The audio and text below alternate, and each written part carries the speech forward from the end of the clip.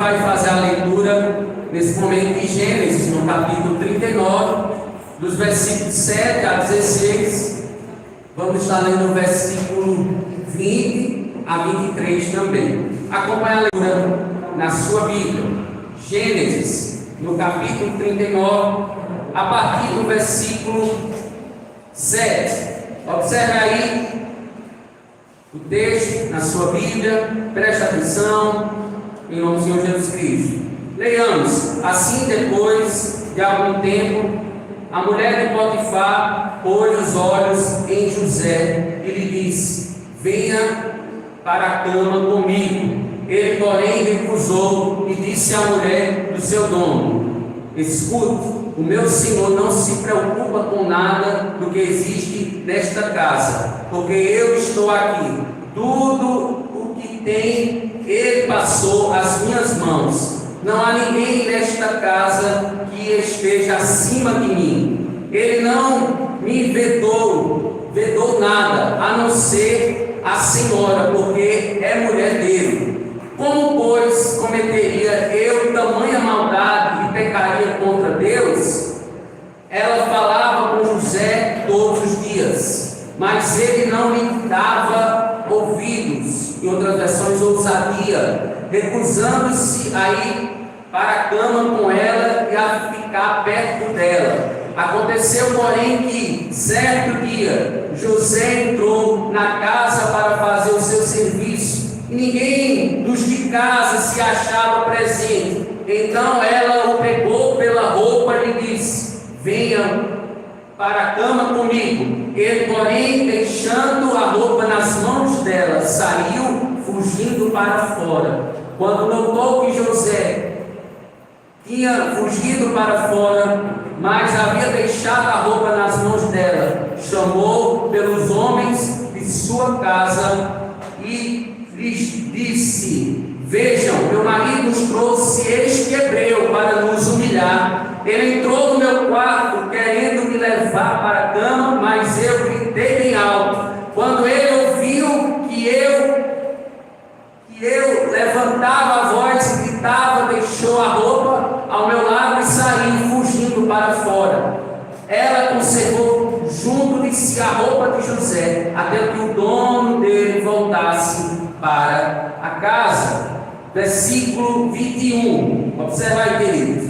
O Senhor, porém, estava com José, foi bondoso com ele e fez com que encontrasse favor aos olhos do carcereiro. Versículo 22. Este confiou às mãos de José todos os presos que estavam no cárcere, e José fazia tudo o que se devia fazer ali. O carcereiro não se preocupava com nada do que tinha sido entregue às mãos de José, porque o Senhor estava com ele, e tudo que ele fazia, o Senhor prosperava. Queridos, vamos orar nesse momento e vamos falar com o Senhor. Pai de amor, Pai bendito, nós queremos te render graças ao Senhor, porque o Senhor é bom e as tuas misericórdias são de geração a geração. Espírito Santo de Deus, renova as nossas forças, faz o teu reino avançar, aplica esse texto no nosso coração, que possamos tirar proveito das verdades eternas que estaremos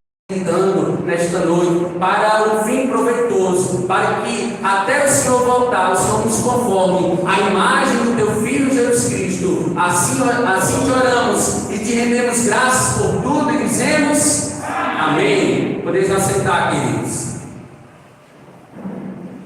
Queridos, como nota introdutória, existe um desejo frutífero, natural e desenfreado da carne humana por aquilo que é pecaminoso, pois, segundo as palavras do apóstolo Paulo, capítulo 3, em Romanos, versículo 23, todos pecaram e destituídos estão da glória de Deus. E Tiago, servo do Senhor, chega a questionar, fazendo uma pergunta retórica. A pergunta retórica é aquela digna de resposta. Em Tiago capítulo 4, versículo 1 nos diz: de onde procedem as guerras? De onde procedem as contendas que há entre vós? Perceba a pergunta. Perceba a outra pergunta em seguida: de onde senão dos desejos desenfreados dos prazeres que militam na vossa carne. O fato é que já nascemos associados, emaranhados, podemos dizer, com o pecado. O salmista no Salmo 51, versículo 5, vai dizer que a nossa mãe nos concebeu, a nossa mãe nos concebeu em pecado. Sobretudo, queridos, nós já nascemos com esse embaraçamento. É um embaraçamento, podemos dizer, vindo da nossa natureza adâmica. Sermos homens carnais, muitos homens perversos, porque de fato e verdade nós nascemos com a marca da perversidade, da pecaminosidade em nossas vidas. Não existe exceção, a única exceção é o Senhor Jesus, que não pecou. Mas, queridos, quando a gente, por exemplo, nesta última quinta-feira, a gente viu no noticiário e ficamos pasmos e ficamos horrorizados em Tubiara, cidade ao sul de Goiás. A mãe não estava em casa e o pai atirou nos 2 filhos e em seguida tirou a sua própria vida. E a causa é assustadora, para punir a mãe de uma possível traição. A gente está vendo um cenário onde quem tem ouvidos ouça o que o Espírito diz à igreja. Jesus está voltando. Um dos sinais é filho contra pai e pai contra filho. Nós devemos estar atentos ao que está acontecendo. Por se multiplicar a iniquidade no coração do homem, por se multiplicar o pecado, por se multiplicar o espírito de transgressão, queridos, o amor de muitos tem se esfriado. Essa é a realidade, porque certa feita, queridos, Paulo nos apresenta a luta de um homem carnal, e ele tinha um duplo pensamento dobro. E Paulo, em Romanos, no capítulo 7, o versículo 19 e 24, onde o mesmo diz: porque eu não faço o bem que eu prefiro, mas o mal que eu não quero, esse faço. Desventurado homem que sou, quem me livrará do corpo desta morte? Graças a Deus que o texto não termina aí. Graças a Deus que Paulo dá continuidade, porque no versículo 25 ele vai dizer: graças a Deus por Jesus nosso Senhor. O desejo carnal dá lugar para o fruto do Espírito em nossas vidas, especialmente aqueles que recebem Jesus em suas vidas, porque em Gálatas 6:8 diz: porque o que semeia para a sua própria carne, da carne colherá corrupção, em outras versões perdição, condenação. Mas o que semeia para o Espírito colherá a vida eterna. Portanto, a única forma segura do ser carnal, se desvencilhar de suas concupiscências ou da sua carnalidade, queridos, é deixar-se encher pelo Espírito Santo. Não vos embriagueis com vinho da devassidão, mas deixai-vos encher pelo Espírito Santo. Palavras do apóstolo Paulo em Efésios capítulo 4, versículo 18. E assim ser um imitador de Cristo, como Paulo em 1 Coríntios capítulo 11, versículo 1, Paulo aponta para Cristo, mas ele diz: sejam meus imitadores, como eu sou de Cristo. Pois bem, em Gênesis, escrito por Moisés, mantenha a sua Bíblia aberta. Nós vemos a narrativa bíblica de um homem que lutou bravamente contra os desejos da sua carne. As egípcias eram conhecidas pela infidelidade, mas José, ele não cedeu. A gente fez a leitura dos versículos 7 a 16, dos versículos 21 a 23. Esse é o contexto onde nós observamos o patriarca José do Egito. Ele não se deitou com a mulher de Potifar, pelo contrário, resistiu fortemente à tentação. Como certo pregador puritano disse: José perdeu sua túnica, mas conservou o seu caráter. E diante disso eu queria meditar com os irmãos nas 3 lições que aprendemos com esta narrativa, a narrativa de José e a mulher de Potifar. 3 três lições que nós aprendemos com essa narrativa. A primeira, temer a Deus. O Provérbios capítulo 9, veja aí, abra aí sua Bíblia. Provérbios, no capítulo 9, o versículo 10. Provérbios, capítulo 9, o verso 10, nos diz o seguinte: 9, o versículo 10. O temor do Senhor é o princípio da sabedoria. Conhecer o santo é ter entendimento. Queridos, observem que Salomão, o homem mais sábio da sua época, e não houve e não haverá homem mais sábio que Salomão, porque a sabedoria de Salomão não era terrena, a sabedoria de Salomão era vinda do céu. E ele diz que o princípio do conhecimento do santo, aquele que se revela santo, e nós pecadores, é a sabedoria, é o saber da divindade, porque quando nós sabemos, conhecemos, melhor dizendo, a quem nós adoramos, o Pai, o Filho e o Espírito Santo, automaticamente a Santíssima Trindade, ela revela verdadeiramente quem somos. E somos pecadores, carentes da graça do Senhor. Louvamos, e o último hino descrevia o cenário de Jerusalém, mas nós somos o Israel, o Jerusalém espiritual de Deus.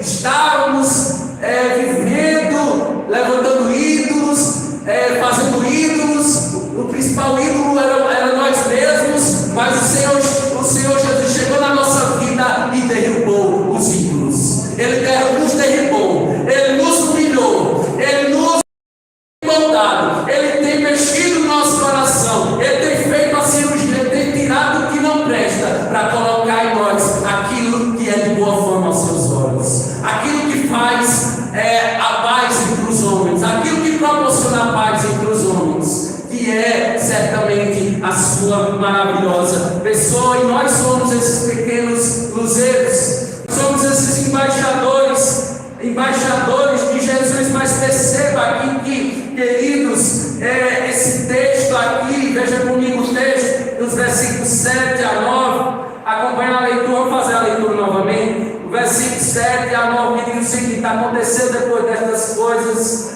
que a mulher de seu senhor pôs os olhos em José e disse: deita-te comigo, em outras versões. Ele, porém, recusou e disse à mulher de seu senhor: tem-me por mordomo meu senhor, e não sabe do que há em casa, pois tudo que me passou ele às mãos, ele não é maior do que eu nesta casa, e nenhuma coisa me vedou, senão a ti, porque és sua mulher.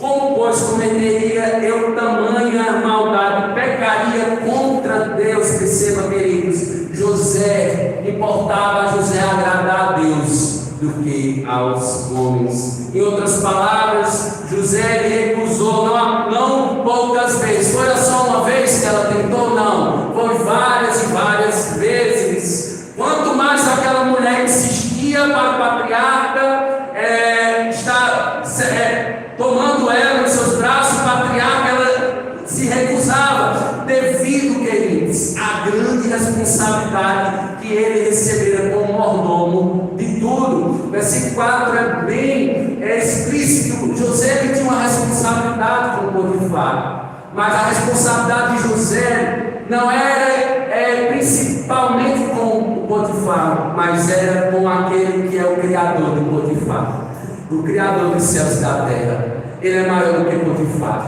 José devia honra aquele grande e excelso Deus da sua vida. Mas perceba, queridos, me escute por favor, quem não se sujeita às autoridades humanas, não se sujeitará à autoridade divina. Eu vou repetir: quem não se sujeita às autoridades humanas, não se sujeitará à autoridade divina. É simples assim. E tem um canto evangélico que diz assim: serei leal, pois há aqueles que confiam em mim.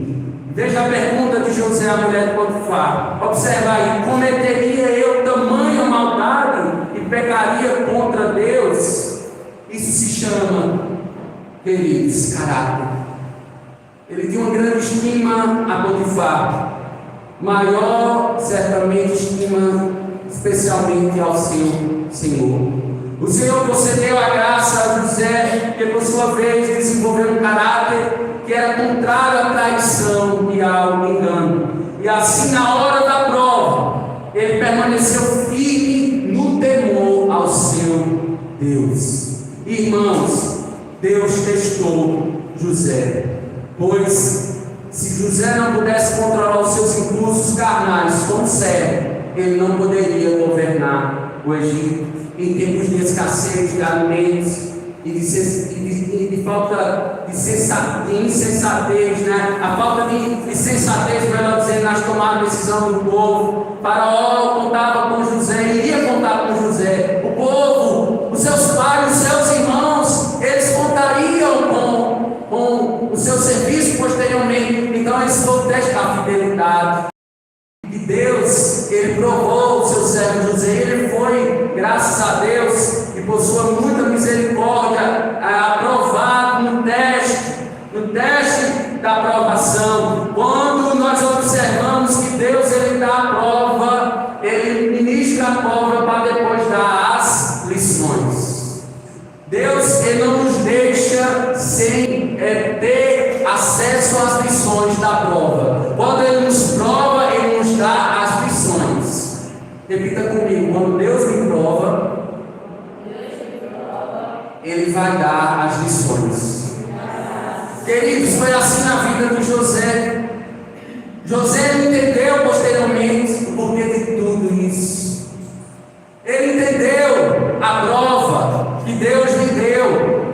Quando nós observamos que José, ele permaneceu firme, íntegro diante daquela mulher, diante daquela situação. Quase sempre, queridos, os pecados de um homem envolvem alguma outra pessoa, ou mesmo fazem pecar. Pecados envolvem pessoas. Por isso que a gente tem que ter cuidado com as influências, porque estamos vivendo uma sociedade totalmente influenciável. Hoje nós temos influenciadores nas mídias digitais. Muitas vezes seguimos homens que não têm índole, que não têm caráter. Presta atenção a quem você está seguindo, presta atenção a quem você está assistindo, presta atenção a quem você está dando crédito na internet. Queridos, nós vivemos tempos tenebrosos, tempos de fake news. A gente às vezes não confere a fonte, a gente é facilmente enganado. Nós precisamos observar José e tomar o exemplo de José nas nossas vidas, de sensatez, um homem que buscava o Senhor, um homem que buscou viver a vida com Deus. A vida certamente difícil diante das contrariedades, das dificuldades, mas ele conseguiu, e ele era um homem de carne e osso, e certamente igual a nós.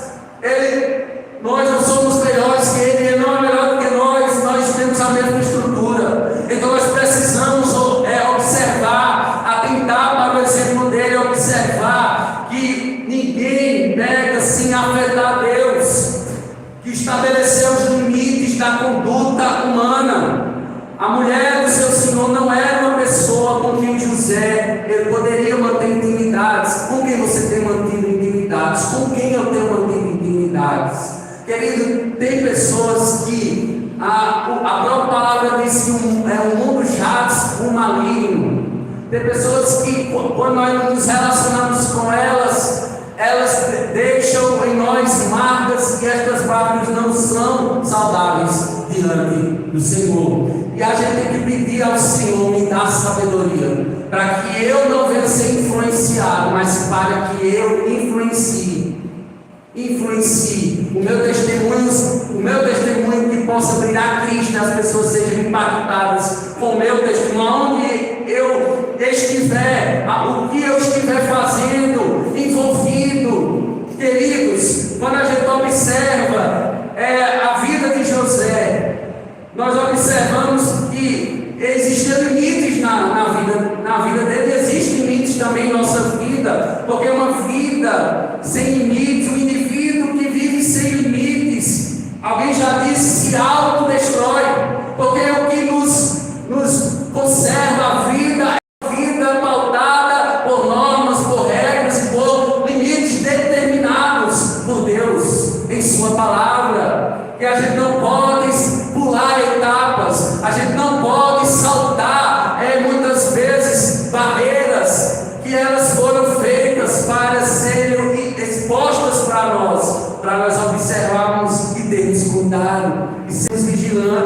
está vivendo em oração, porque os dias são maus. José não foi destruído, porque Yahvé, ele estava com ele. Veja aí o texto.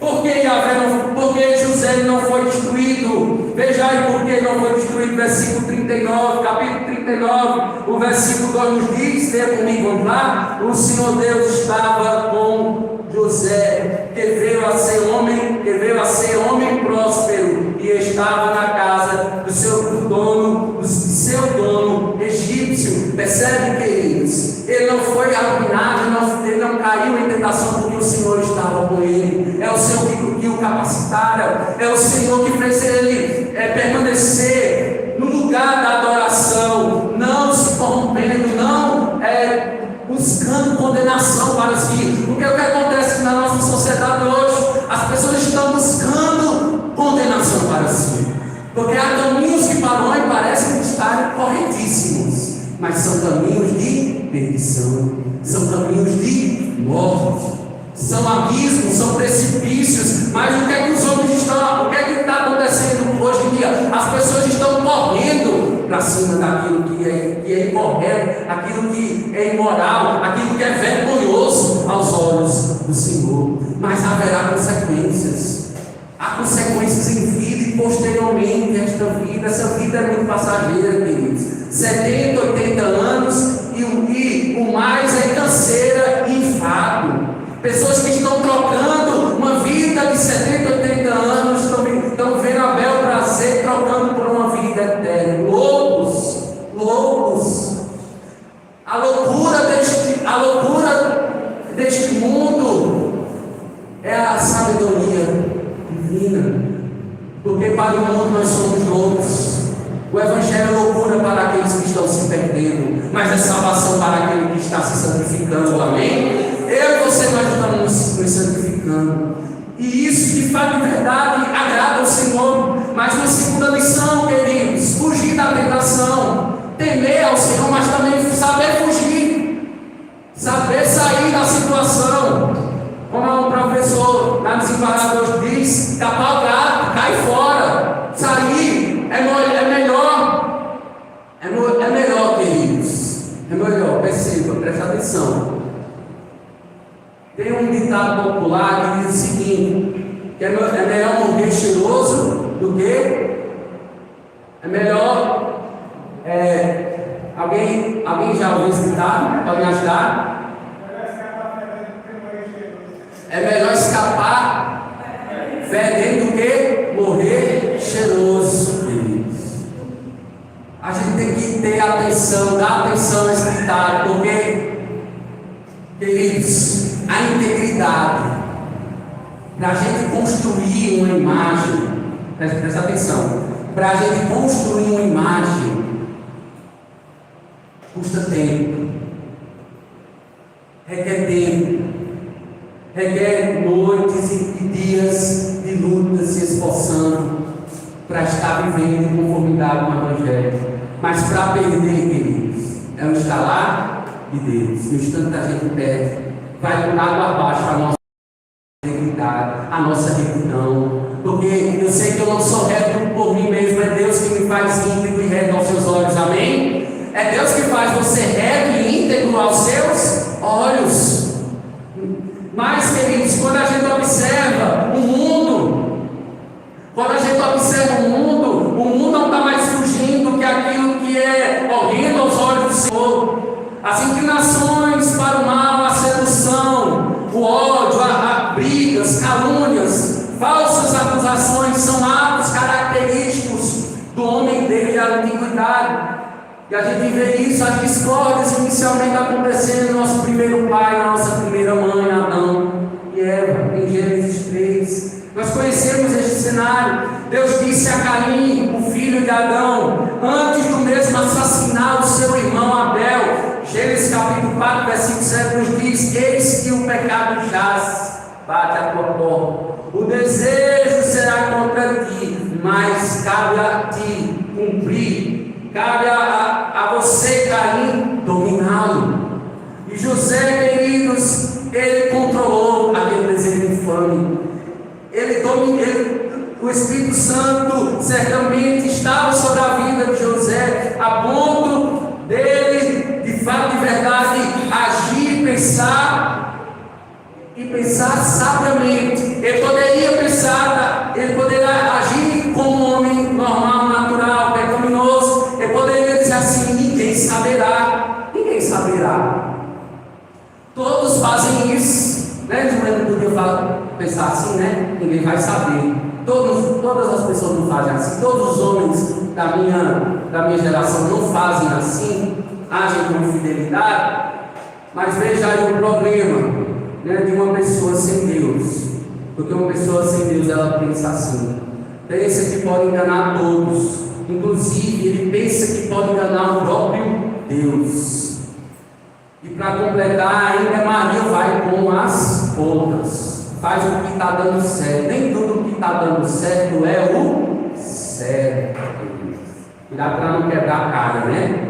Cuidado para não se distanciar do Senhor. Porque, queridos, ele poderia ter se distanciado do Senhor, José poderia envergonhar o Senhor. Mas o patriarca, em vez disso, vivia para agradar a Deus.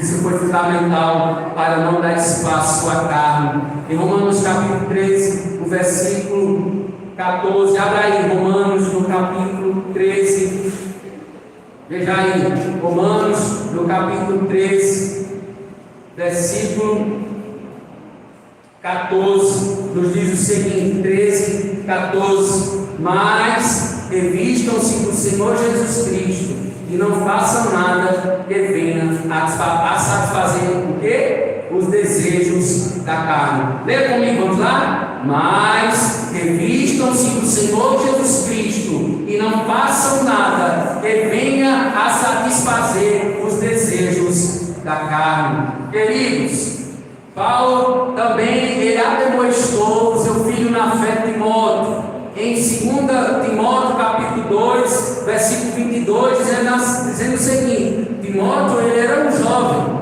e aí ele vai dizer assim: foge, Timóteo, foge assim das paixões da mocidade. Queridos, José estava vivendo esse contexto diante das paixões da sua mocidade. Eu ainda sou jovem, há pessoas jovens aqui no nosso meio, casados, há pessoas ainda solteiras. Independentemente se você é casado ou solteiro, foge, amém? Foge das paixões desenfreadas da tua carne e se revista de Jesus Cristo na sua vida. É a orientação do apóstolo Paulo para a minha vida e para a sua vida hoje. Veja comigo aí no texto, versículo 10 a 12, diz o seguinte: falando a José todos os dias e não lhe dando ele ouvidos, para se deitar com ela e estar com ela. Sucedeu que certo dia veio ele à casa para atender aos negócios, e ninguém dos de casa se achava presente.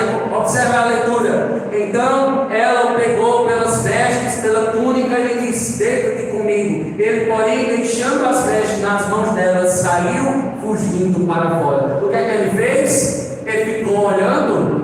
Ele ficou flertando, ele ficou observando a situação. Não, ele fugiu, queridos. Ele agiu sabiamente. Em outras palavras, a mulher de Potifar tentava José todos os dias, ininterruptamente tentava todos os dias. Sem dúvida, ela tinha muitas oportunidades, ou não, de ficar perto dele. Tinha, ou mesmo sozinha com ele, enquanto o dono da casa estava fora, cuidando dos seus muitos negócios, dos seus muitos serviços militares. Mas José, ele enfrentava com muita resistência a insistência diabólica da mulher. E José, ele fugiu da tentação, saiu da situação que colocaria em xeque, em jogo, a sua integridade espiritual. Irmãos, o desejo pecaminoso às vezes não vem com muita força. Às vezes o pecado chega na nossa vida, ele não vem gritando, ele não vem trazendo espanto para nós. Não. Às vezes ele vem com uma roupagem atraente. Foi assim que a antiga serpente tentou Eva. O fruto é bonito, poderia ser agradável para você saborear, para você se alimentar dele. Então, o inimigo, ele sabe a nossa estrutura. Nós conhecemos a nossa estrutura porque a palavra do Senhor, ela nos alerta e ela revela a nossa estrutura. Então, queridos, o pecado jaz, o maligno, ele não vem às vezes com tanta gritaria, com tanta força. Às vezes é uma paquera através de um olhar.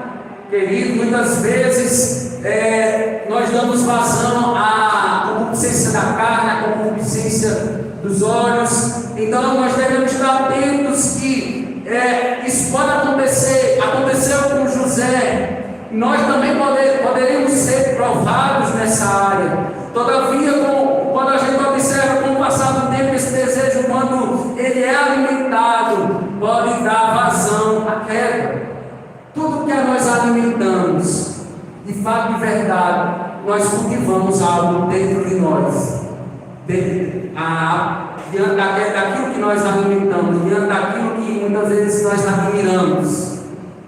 Nós nos alimentamos disso, o coração ele vai gerar em nós apetites desenfreados para coisas pecaminosas. Isso aconteceu com José, acontece hoje na vida da Irmandade, na vida dos nossos irmãos que já tem o Senhor. José, ele tinha o Senhor, mas ele não estava imune às tentações, e nós não estamos imunes. O próprio Jesus foi tentado no deserto, mas onde ele dependeu do Senhor. Jesus, ele orava.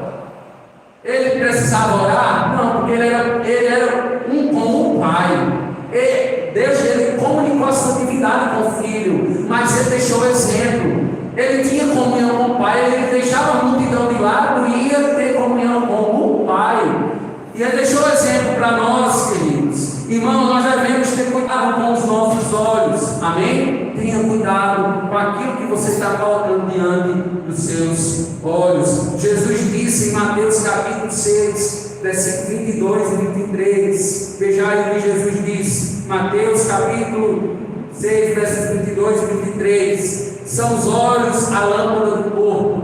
Se os olhos forem bons, todo o seu corpo será luminoso. Se porém os teus olhos forem maus, se os teus olhos forem maus, todo o seu corpo estará em trevas. Veja também o que Jesus disse em Mateus no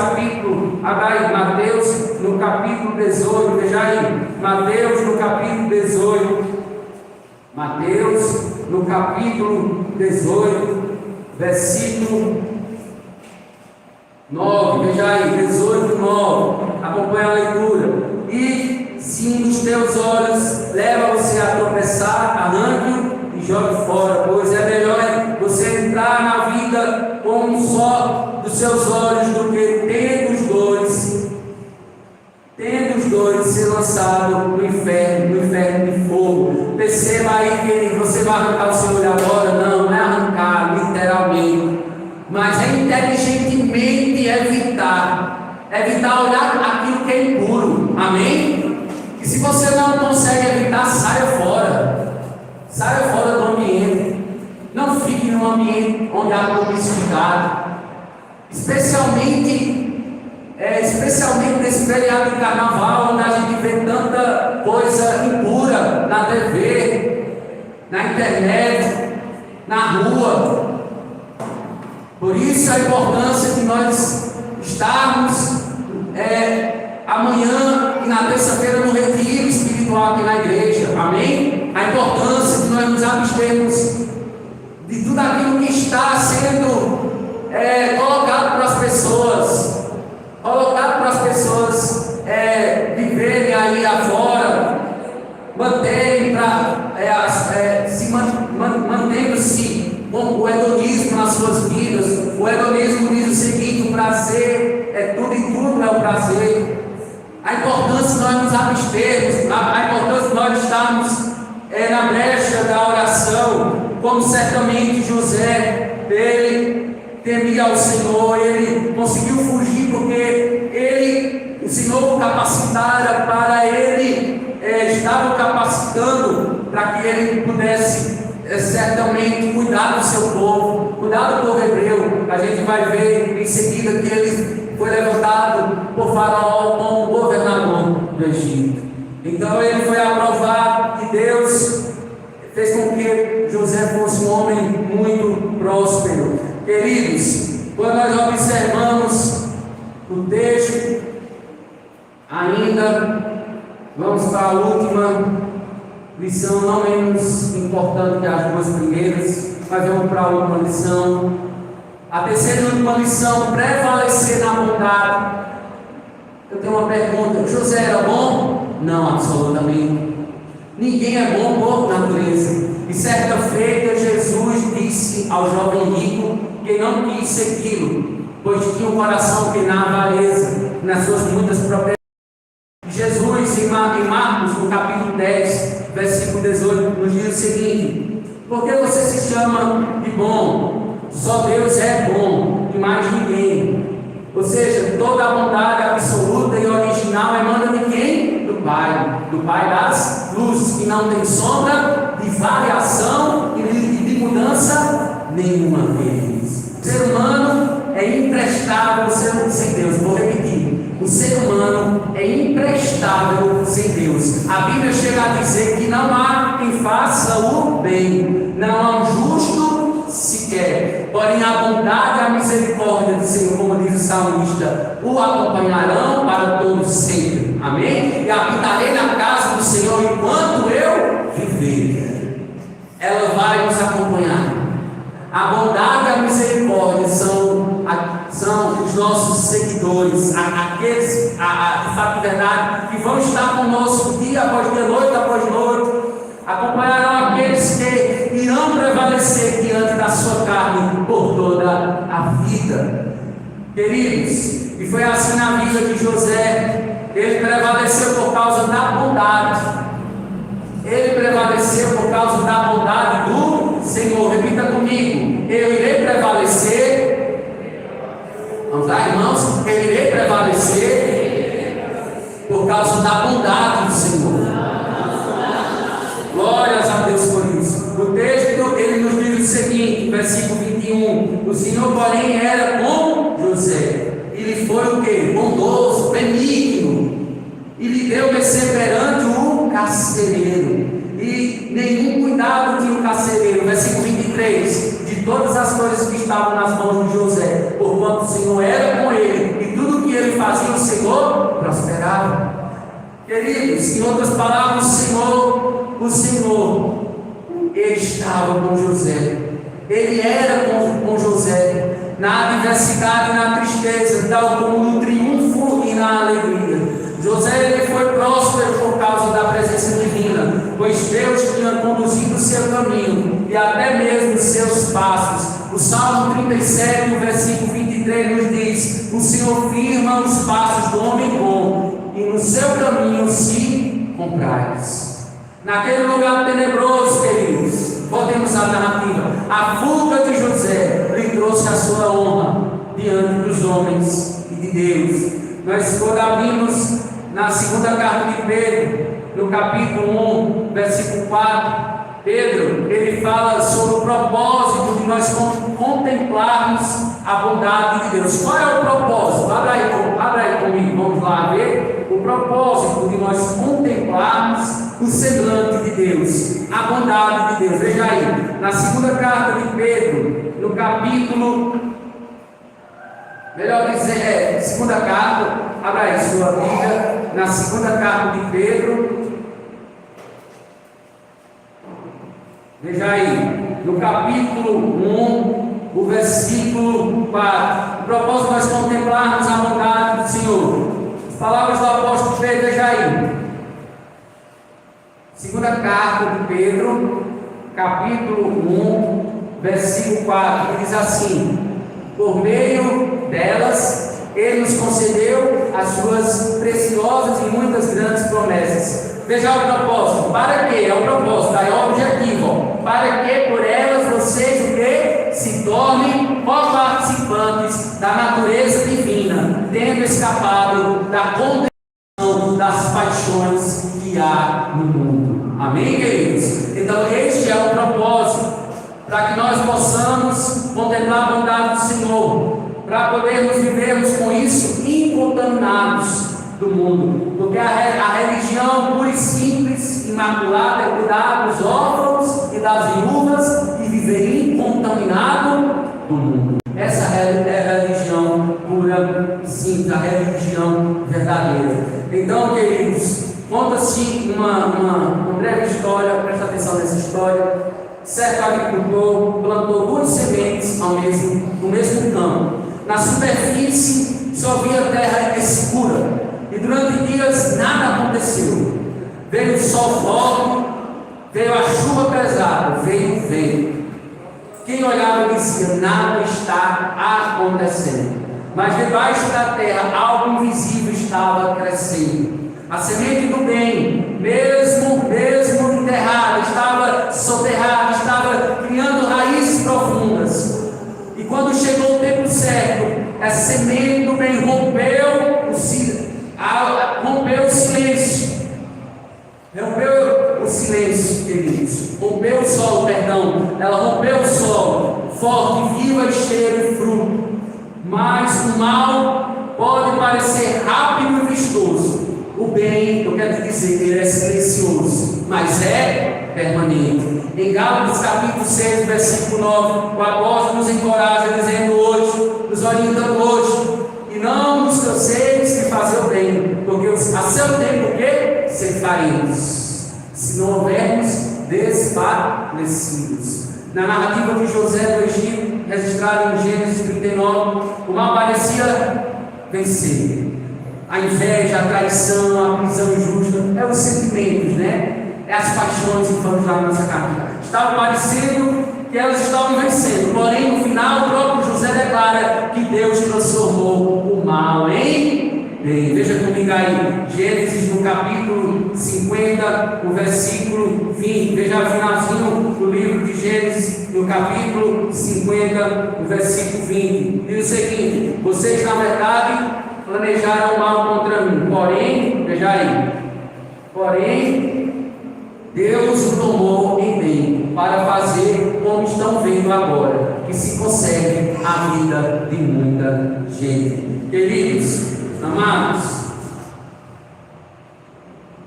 certo teólogo, ele disse o seguinte: a lealdade de Deus com José refletiu na lealdade de José com seus empregadores humanos, Potifar e o carcereiro na prisão. Para concluir, queridos, nós meditamos hoje no tema luta contra as obras infrutíferas e vimos as 3 lições da narrativa bíblica de José e a mulher de Potifar, que foram elas. Vamos recapitular: temer ao Senhor. A segunda, quem lembra? Fugir da tentação. E a terceira? Prevalecer na bondade. Então essas 3 verdades espirituais que nós refletimos nessa noite, algumas aplicações práticas. A primeira, queridos: José não temeu perder o cargo, ele temeu perder o quê? A comunhão com Deus. Ele temeu perder a comunhão com Deus. Então a gente deve desenvolver uma consciência moldada pela palavra. Salmo 119, o versículo 11, Salmo 119, versículo 105 nos diz: lâmpada para os meus pés é a tua palavra, e luz para os meus caminhos. Então, a segunda aplicação prática: José não argumentou, ele não negociou, não ficou perto do perigo, ele simplesmente, queridos, fugiu. Não é isso?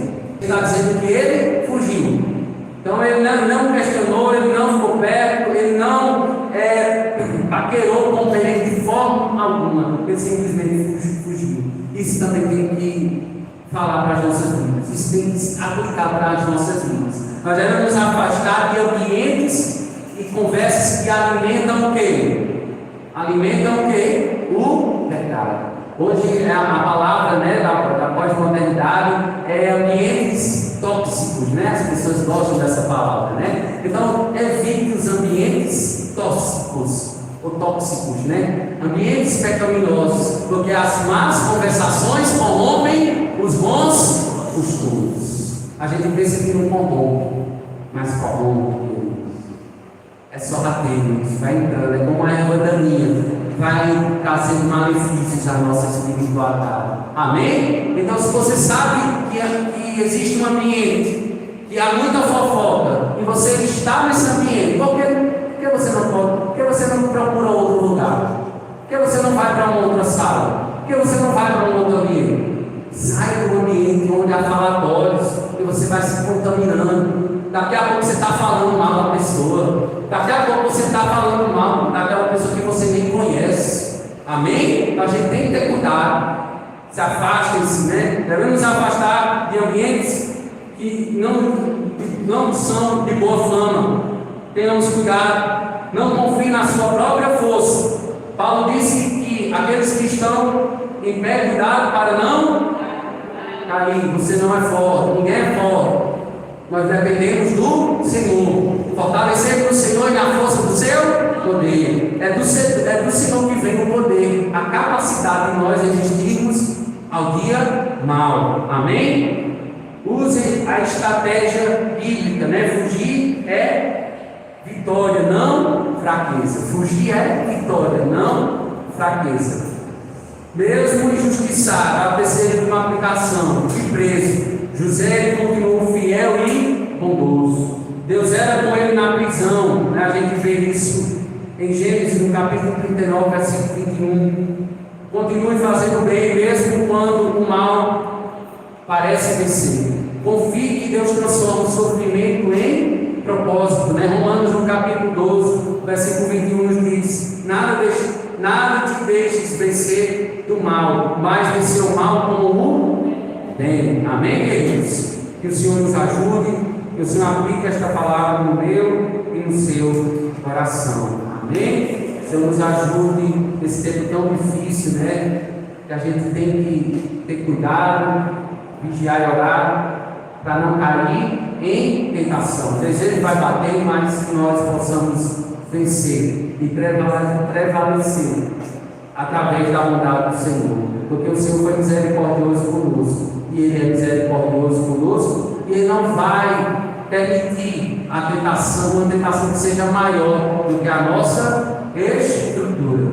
Com a tentação vem o escape. Amém? Com a tentação vem o escape. A gente tem que pedir discernimento ao Senhor. Há coisas que vêm de nós mesmos, da nossa carne, mas há coisas que vêm do próprio inimigo. E há coisas vencidas, coisas que só são vencidas através do poder da oração.